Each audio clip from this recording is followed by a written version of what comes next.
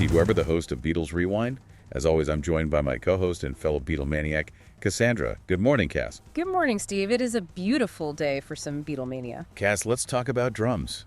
Focusing on how good of a drummer Ringo Starr was. Rolling Stone ranked him as the 14th best rock drummer of all time. Okay.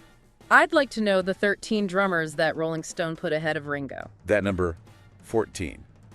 That's really the core of what we're digging into today, because it sparks this 60-year-old question. Was Ringo Starr actually any good? It feels like a crazy question to even ask, right? It does. But when you see those 13 names ahead of him on the list, you immediately understand the kind of drummer they were rewarding. Oh, absolutely. It was all about technical brilliance, speed, power, complexity, what musicians call chops. Exactly. And the top two on that list really define that metric. Number one is John Bonham. Of course. Led Zeppelin. Yeah, and he's just described as like a force of nature, thunderous, unpredictable.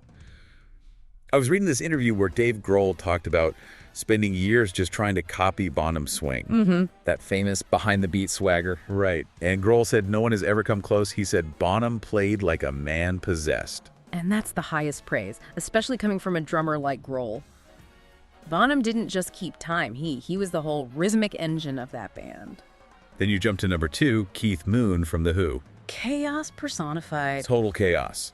He just threw out the rule book for being a timekeeper. He treated the drum kit like a lead instrument, creating this wall of sound. So if you're listening to those two guys, Bonham and Moon, Ringo's style can seem, well, almost timid next to them. It's a huge contrast. Yeah. And it's probably worth running through the rest of that top 13 just so you, the listener, can get a sense of the company he's in. Let's do it. You've got the other rock titans in there. Yeah, you have Ginger Baker from Cream, who's blending rock with jazz, and then the prog rock legend, Neil Peart of Rush. The showmen. The guys with the massive solos. Right. But the list is much deeper than that. Mm-hmm. You have the guys I'd call the groove architects, the ones who basically invented the sound of entire genres. Okay, who are we talking about there? Well, you've got the Motown and Stax Masters, Benny Benjamin from Motown's Funk Brothers. Oh, okay. Al Jackson Jr. from Booker T and the MGs, the house sound of Stax Records. And then the two drummers for James Brown, Clyde Stubblefield, and J-Bo Starks. I mean, they created the blueprint for funk drumming. They literally did. Then you have the session guys, the ones you heard on everything but maybe never knew their names. Hal Blaine has to be on that list. Number 5.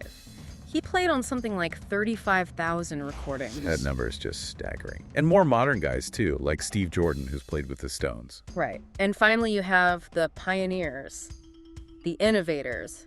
Gene Krupa, the jazz legend. DJ Fontana, who played with Elvis. Mitch Mitchell from the Jimi Hendrix Experience, who played with such fire. And, of course, Charlie Watts. Another master of feel, just like Ringo, but from a completely different sort of jazz angle. Exactly. So that's the list. It's a history of drumming mastery. And when you see it laid out, you realize Ringo was being judged on a very specific scale. A scale of technical flash. Yeah. Which forces us to, shift the whole conversation. Ringo's genius wasn't in chops, it was in feel. And this is where the whole analysis has to pivot. He wasn't trying to be Keith Moon. His job was different. And to get that, you have to bring up Buddy Rich. The Buddy Rich test. The legendary jazz virtuoso and famously brutal critic. He was. So when someone asked him about Ringo, he said Ringo was adequate, no more than that. Which sounds like a total slam. It does. Yeah. But coming from Buddy Rich, a guy who valued insane technical skill above all else, adequate is actually a huge compliment. Right, because Rich understood Ringo's job wasn't to play a 10-minute solo. His job was to serve the song. Perfectly appropriate. He did exactly what the music needed. And you hear that same idea echoed decades later by other greats. I found this quote from Dave Grohl again, and it just nails it. He asked, "Is the best drummer someone that's technically proficient? Or is it someone that sits in the song with their own feel?" And his answer? Ringo was the king of feel. And that's a crucial distinction for anyone listening. Feel is knowing what not to play. Legendary session player Jim Keltner called Ringo a song drummer. Because he played for the song, not for himself.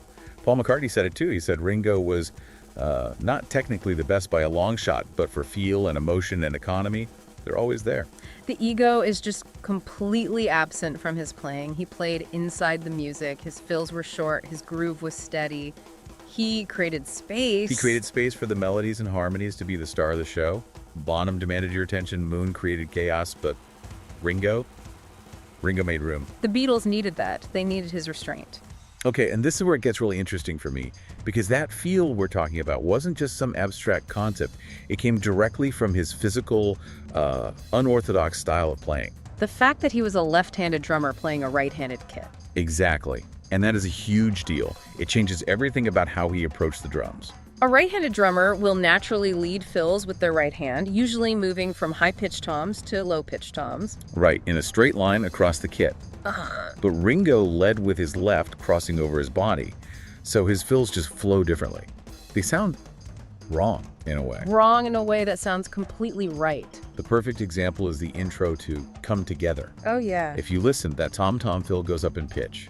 From the low floor tom to the higher rack tom, it's ascending. It feels backwards. It's awkward for a righty to play, but for him it was natural, and it's instantly, uniquely Ringo. And that left-handedness also led to another signature sound, right? His hi-hat technique. Yeah, what some people call the windshield wiper technique.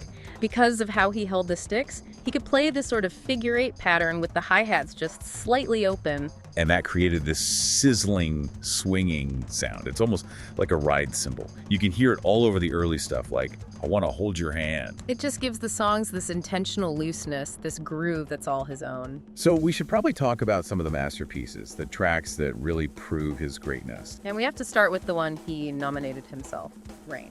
Yes. This is the track you play for anyone who says Ringo couldn't play with technical skill. It absolutely is. His precision on Rain is just incredible. He's all over the kit with these complex fills, but he never, ever loses the pocket. The groove is just immovable. It's all in service of the song's psychedelic vibe. It's never just showing off. Then you have something like A Day in the Life where he's playing melodically. Right. He's not just keeping time. He's actually playing a counterpoint to Paul's descending bass line on the toms. He's thinking like a composer, not just a timekeeper. And if you want proof that he could swing with the best of them, you just have to listen to Ticket to Ride. The famous Ringo Shuffle. It's this heavy, almost lopsided groove. It's that slight wonkiness that makes it so powerful. John Lennon actually called it one of the earliest heavy metal records because of that drum part. Which brings up a great point. He was inventing new sounds. Think about Tomorrow Never Knows. Oh, that's just a stunning piece of drumming. That sort of lopsided, twitching snare pattern. It basically created a new way to think about rhythm in psychedelic music. He wasn't flashy, but he was revolutionary. Okay, so before we deliver a final verdict, we have to address the elephant in the room. That quote, the one that's haunted his reputation for decades. He's not even the best drummer in the Beatles. Right, and everyone attributes it to John Lennon. But he never said it. It's just a myth that took on a life of its own. The sources are really clear on this. It was actually a joke told by a British comedian, Jasper Carrott, in 1983, years after Lennon had died. But it stuck, because it confirmed what a lot of critics already wanted to believe. The truth is, Lennon's actions prove the opposite. He kept working with Ringo all through his solo career. And when the Beatles needed a drummer for their big audition with George Martin, they insisted on Ringo. They knew what he brought. His feel was essential to their sound. And, if you want living proof that both paths to drumming mastery are valid, the technical and the feel, you just have to look at Ringo's own son. Zach Starkey, the ultimate irony. It really is. Zach is this incredible powerhouse rock drummer. He plays with The Who, he's played with Oasis, he's aggressive, loud, everything his dad wasn't. And why? Because his primary influence wasn't Ringo, it was his godfather, Keith Moon. He grew up worshiping Moon and Bonham, the very guys ranked above his dad on that list. It's perfect, isn't it? The father and son represent the two valid paths. Ringo shows the genius in restraint and serving the song. Zach shows the genius in explosive power. So, let's circle back. The original question. Is Ringo Starr actually any good? I think the sources give us a really clear verdict. He wasn't good in the same way John Bonham was. He wasn't a technical showman. He was good in a way that was, I think, much more important. He was indispensable. He knew exactly what every single one of those songs needed from him, and he delivered it perfectly every time. He didn't need to be number one on a list to be one of the most influential drummers ever. He taught generations of musicians that the song always comes first. He made the Beatles sound like the Beatles. Simple as that. Well, thanks for joining us today. Whenever you feel like knowing more about the Beatles, visit us at BeatersRewind.com. Every day, we do something new there. Song reviews, album reviews, movie reviews, documentaries, trivia, all things Beatles. Every day, 8 days a week. You can find us on the website, BeatlesRewind.com. You can subscribe on Spotify, Apple Podcasts, YouTube, Amazon Podcasts, practically anywhere on the inner tubes. The Beatles, all day, every day. Gas will do it again tomorrow. Right. Peace and love, Steve. Until next time, when you listen. Your mind conducts its own drum solo.